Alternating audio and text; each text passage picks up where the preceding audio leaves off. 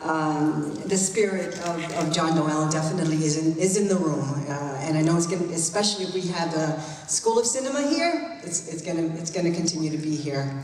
I met him and very thankful to have known him. I want to say good evening again, and I would like to take a moment to have the family of Lisette and Nieves just rise and just let's give them a round of applause. Lisette's family is here tonight. And I say that because it is a spirit of family here. Thank you. And I know that whenever I've gone to see Lisette present in any kind of activity, whether it's her research or whether she's teaching, I know that I can always count on seeing someone from her family there. And whether it's her husband or her son or her sisters, uncles, they are present. And they, in their own right, also are wonderful examples of resilience, wonderful examples of heroism as well. For so many reasons, I am so honored to present the Alumna of the Year Award to Lisette Nieves, and not just because she presented it to me. Lisette has set the bar very, very high.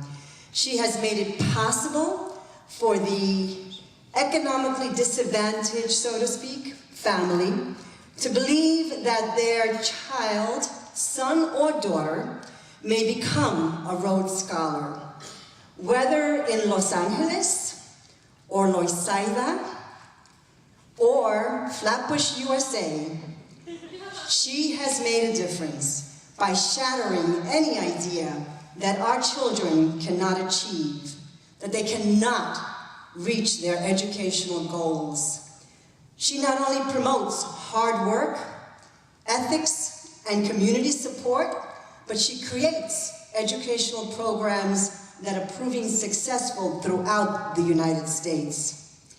Lisette has achieved so much in so short a time, never forgetting from whence she came, never forgetting her own family's difficult journey, always reaffirming her commitment to the quality education of all our children. Now, Lisette's story is not so different from others honored here today. She will be the first to mention, and I heard her do so recently, and as a matter of fact, this past Saturday, she presented to a community group at the offices of the law firm of Pacheco and Lugo, also Brooklyn College alums. Lisette mentions our commonalities, our pulling ourselves up by the bootstraps, and how public education, CUNY, and Brooklyn College made a difference in her life. But if you know Lisette, she will also speak her mind when her research and experience points to new and better ways to do education that contribute to young people achieving their educational goals, and the transformational, you will hear Lisette's voice. It was my pleasure, and even it was awe-inspiring to hear Lisette, the 2012 Brooklyn College Bell-Zeller Distinguished Visiting Professor, deliver a lecture at the Edwin Gould Foundation, where I listened to her weave a tapestry of knowledge with facts, statistics, and real events that reflected and integrated so much of what she has done so far. Her policy research, her college teaching, her experience on President Obama's Commission on Educational Excellence for Hispanics, as well as her studies at the Woodrow Wilson School at Princeton and her studies at Oxford. In a seamless manner, often difficult to imitate, Lisette draws from her leadership, her management experience at Year Up New York, where she led the organization in serving more than 270 young adults in their workforce development. She draws from her past position as the Chief of Staff for Commissioner Milga of the Department of Youth Services, her board membership at the City of New York, Fund for the City of New York and the Nation Institute, as well from the time she has served as a Director of Special Projects at the After School Corporation in New York. Yes, while referencing higher education, opportunities and challenges, the title of her lecture, Lisette engages us in her collective journey, infusing her narrative with the stories of underserved communities while giving credit to the positive changes that we have seen through the contributions of our immigrant populations, the struggle for civil rights, and local civic engagement. So why, you ask, was she named the first Rhodes Scholar from Brooklyn College? The first Puerto Rican woman Rhodes Scholar? Why a Truman Scholar? And why a recipient of the Robin Hood Foundation JFK Hero Award? I will simply say that Lisette is Brooklyn College. Her tenacity, her courage, her smarts, her commitment to educational access and excellence, along with her core principles, her friendship, her loyalty, her focus on the strength of family and community, have put her forward as a role model for many of us, no matter our chronological age. Lisette Nieves, you are truly deserving of this year's Alumna of the Year Award. Thank you, Lisette, for all you do. Hi, good evening, everyone. Boy, that was beautiful. Thank you, Milga. I was very touched by that. There's no pressure on the last person to go. I first want to say thank you to the Alumni Association, and I want to do a particular thank you to Marla. Where's Marla? It's right there. Marla and to Jeff Sigler, who both, to me, represent incredible commitment to Brooklyn College, but what I also think is probably most important is impressive ethical leadership, and I thank you both. Because I know that thinking about the future of Brooklyn College alums is well taken care of. So thank you. And thank you to the larger Brooklyn College community as well. I want to say a couple of things about this. It's interesting that we say this, that this award I'm actually extremely humbled by, because Brooklyn College was such a shaping place in my life. I have one of my closest friends here who was a co-conspirator and organizer with me on campus.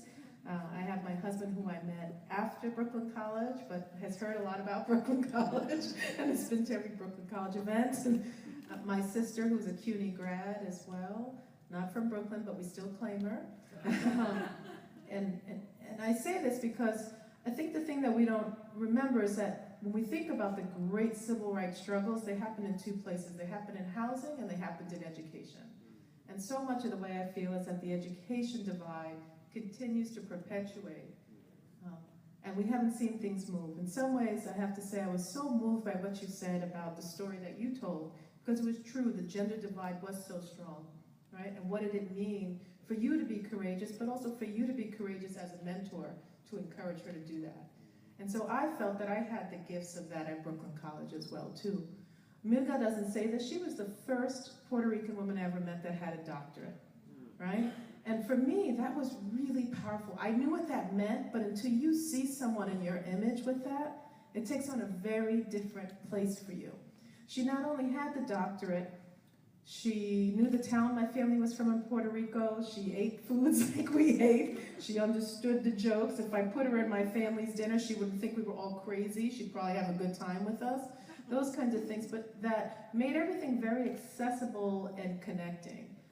Brooklyn College was also a place where I met tons of people who were very different than myself, but also had this enormous crave and hunger, as what I would say is to do the social justice work, because they understood that education was going to transform their lives and their future children's lives. So when I think today, and why I do the work that I do, that we still have places based on your zip code that you will not be able to go to a school that will have you reading by the chance that you're in 3rd grade, that you can go to a school. You can go to a school where 70% of the children will not read by 3rd grade. What that says to me is we have written off 7 out of 10 children in poor neighborhoods. How dare we? What shame we should have. What collective shame we should have. This country owes more to opportunity, right? And so for me, when I think about my work and I think about the incredible work of Brooklyn College, what it allowed me to do was build the scholarship, build the energy, build the commitment to do things that I felt would close the education divide, but also educate people on them. That these are not other people's children, these are our children. My child is fortunate, he's blessed, right? He has me as a mom, he has his dad. He will get to the 3rd grade, he will read. We will drag him to read, right? But I think about many other children who don't. I also think about this is a time in our country where we have so few young adults. For the first time, the highest unemployment rate of young adults between 18 and 24 that we've had since the Depression. Think about that. We learn our work behaviors between 18 and 24. If we do not get people working in that age, we have chronic unemployment. So this is not a doom and gloom scenario. It's what inspires me to do the work that I do, right? That we are an incredible country of opportunity. Brooklyn College was the bedrock of my opportunity. Brooklyn College allowed me to participate in that. And I tell you one thing, once the door of opportunity has been opened for you, never shut it behind you. Never shut it behind you. We owe it to so many others. I thank Brooklyn College for reminding me of that every time I come here and for inspiring me to keep doing the work that I'm doing. And I am so inspired by the co-awardees this evening. Each of us has contributed to closing many different divides, and may we harness one day collectively this energy and see the absolute change we can make. Thanks again, everybody.